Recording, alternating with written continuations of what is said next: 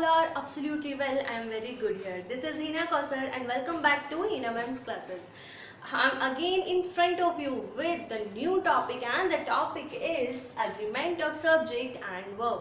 Yes, this is a very vast concept, that's why it's very difficult to explain everything in a single video. That's why I create this video as a part 1. ये हमारी part 1 video है और इसमें मैं कुछ जानकारी आपको दूंगी कि हमें किस सब्जेक्ट के अकॉर्डिंग, यानी कि सब्जेक्ट जो हमारा सेंटेंस में होता है उसको कैसे हम पहचान कर उसके अकॉर्डिंग कौन सी वर्ब लगाएंगे, सिंगुलर वर्ब लगाएंगे या प्लूरल वर्ब लगाएंगे. तो guys let's start today's video. आज की वीडियो में मैं आपको बताऊंगी कि कैसे हम सेंटेंसेस में वर्ब को लगाते हैं. जी हाँ, उसी को हम एग्रीमेंट ऑफ वर्ब कहते हैं. ओके तो जैसे कि हमारी वीडियो में आपको दिख रहा है विथ सिंगुलर सब्जेक्ट, ये एक बेसिक रूल होता है जो बचपन से हमें सिखाया जाता है कि सिंगुलर सब्जेक्ट होगा सेंटेंस में तो उसके साथ हम सिंगुलर वर्ब का यूज़ करते हैं, और प्लूरल सब्जेक्ट होता है तो उसके साथ हम प्लूरल वर्ब का यूज़ करते हैं. जैसे कि everything is written on the board very clearly. With singular subject, singular verb. अब मैंने यहाँ पे कुछ singular verb भी लिखी हैं जो कि हम use करते हैं is, has, will, and with plural subject we use plural verb, and plural verbs are here are, have, shall. Okay, so here this is example according to this basic rule कि Mohan is playing cricket. तो Mohan is, okay Mohan जो है वो singular है, singular number में है, तो we have to use is with this according to this rule. After that we were busy yesterday, तो वी इज से पर्सन, यहाँ पे ये जो प्लूरल फॉर्म में है तो यहाँ पे हमने क्या लगाया, प्लूरल वर्ब का यूज किया. But there are other different rules to place verb according to the subject. So आज की वीडियो में मैं बताऊंगी आपको कि सिंगुलर वर्ब का यूज़ हम कैसे और कहाँ पर करते हैं. देखिए some other rules where we use singular verb. अब जैसे कि व्हेन टू सब्जेक्ट्स है ना, when two subjects join with and, जब हमारे पास टू अलग अलग सब्जेक्ट्स हैं और वो एंड के साथ जुड़े हैं, ठीक है. बट हमें वहाँ क्या देखना होता है, हमें देखना होता है डेफिनेट आर्टिकल द. अगर उन दोनों सब्जेक्ट्स के साथ द लगा है तो हम वहाँ पे कंसीडर करेंगे इसे टू पर्टिकुलर सब्जेक्ट्स, दो अलग सब्जेक्ट्स की तरफ कंसीडर करेंगे.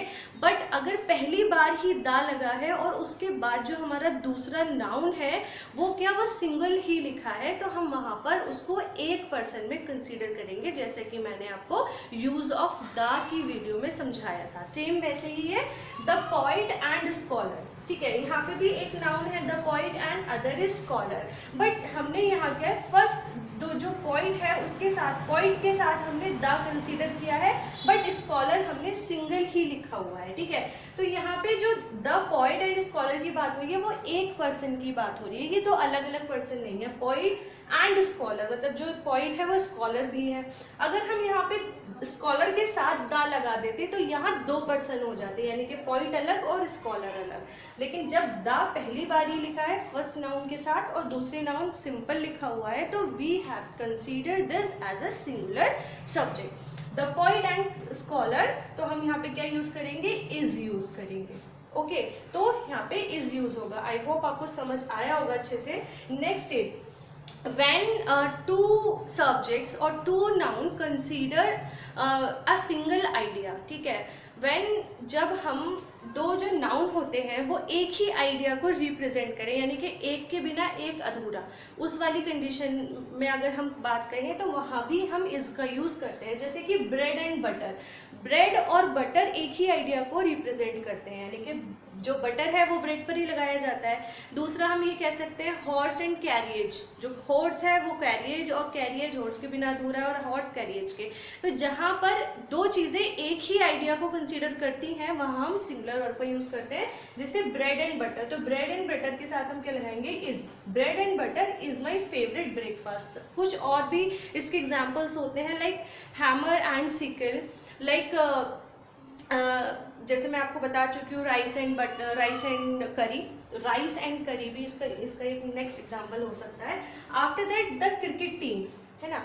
क्रिकेट टीम यहाँ पे हम ऐसे कंसीडर करेंगे जो a group of like number consider a particular team और पर्टिकुलर लाइक प्रोफेशन, ठीक है। तो यहाँ पे जो क्रिकेट टीम है वो कलेक्टिव नाउन की तरह यूज हो रही है, ठीक है। क्रिकेट टीम में बहुत सारे टीम मेंबर्स होते हैं, बट वो as a cricket team is represent as a collective noun. तो जहाँ भी कलेक्टिव के रूप में कोई भी नाउन रिप्रेजेंट होगा तो वहाँ पे हम किसका यूज करेंगे, सिंगुलर वर्ब एज का यूज करेंगे। द क्रिकेट टीम, तो with cricket team we use is here. The cricket team is extended a warm welcome.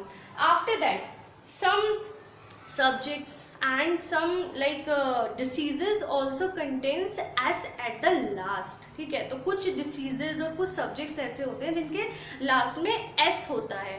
तो हमें हमेशा क्या सिखाया जाता है कि जिसके लास्ट में s हो वो प्लूरल काउंट किया जाता है, बट ऐसा नहीं है। बहुत सारी फिल्म्स होती हैं, बहुत सारी मैगजीन्स होती हैं, इवन न्यूज़ होती हैं, और बहुत सारी लाइक स्पोर्ट्स होते हैं, सब्जेक्ट्स होते हैं, तो उनके एंड में s लगा होता है, but it consider as singular noun, ठीक है। वो सिंगुलर नाउन के रूप में कंसीडर किया जाता है। जैसे मैथमेटिक्स, तो मैथमेटिक्स के एंड में s है, बट वो सब्जेक्ट तो एक ही है ना, तो उसके साथ भी हम किसका यूज़ करेंगे, इज का यूज़ करेंगे। मैथमेटिक्स अगर से अलग मैं बात करूँ तो फिजिक्स हो गया, ठीक है। तो फिजिक्स भी एक सब्जेक्ट है। जिम्नास्टिक्स जो है वो एक स्पोर्ट हो गया, ठीक है, मार्शल आर्ट हो गया। तो वो क्या है, उसके लास्ट में s लगा है, बट वो सिंगुलर नाउन है, तो हम सिंगुलर वर्ब का उसमें यूज़ करेंगे, ठीक है।